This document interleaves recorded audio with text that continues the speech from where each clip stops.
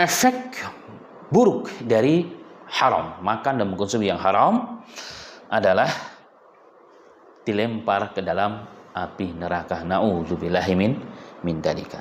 Dalam hadis yang sahih riwayat Al-Imam At-Tirmidzi dari seorang sahabat Ka'ab bin Ujrah, beliau meriwayatkan Nabi Muhammad SAW bersabda kepada Ka'ab, "Ya Ka'ab bin Ujrata, innahu la yarbul lahmun nabata min suhtin illa kanatin naru awla bihi."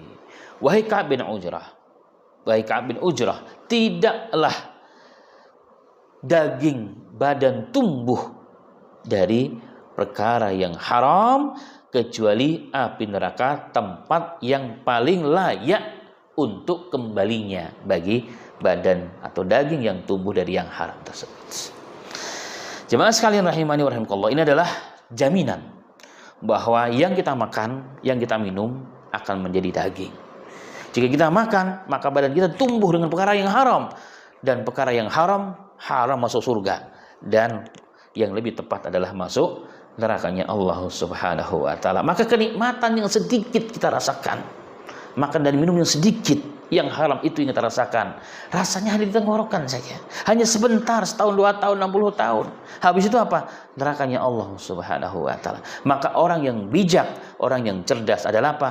Menahan diri dari hal-hal yang haram walaupun sedikit sekali, dan membersihkan yang masuk ke dalam perutnya, yang dipakai ke dalam rumahnya, ke anak-anaknya, daripada perkara-perkara yang haram. Nabi Muhammad SAW sebagai suri toladan bagi kita. Dialah salaf kita, dialah ahlus sunnah yang sejati. Ketika beliau melihat satu butir korma di pojok rumahnya terjatuh, kondisi lapar luar biasa, apa kata Rasulullah? Kalau bukan aku takut, ini kemungkinan adalah satu butir korma yang jatuh dari korma-korma yang disedekahkan, yang saya haram untuk memakan, maka akan aku makan.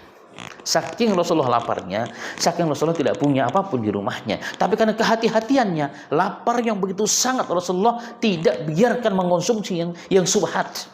Rasulullah tahan dirinya.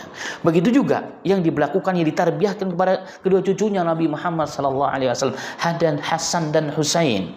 Ketika ketahuan keduanya makan kurma untuk sedekah, karena keluarga Nabi haram makan sedekah, maka ketika tahu jarinya Rasul dimasukkan ke dalam lehernya, ke dalam mulut, ke dalam lehernya, disogok untuk apa? Mengeluarkan apa yang sudah dimakan. Demi menyapa, menjaga jangan sampai makan ke dalam tubuhnya Hasan dan Husain benda yang haram.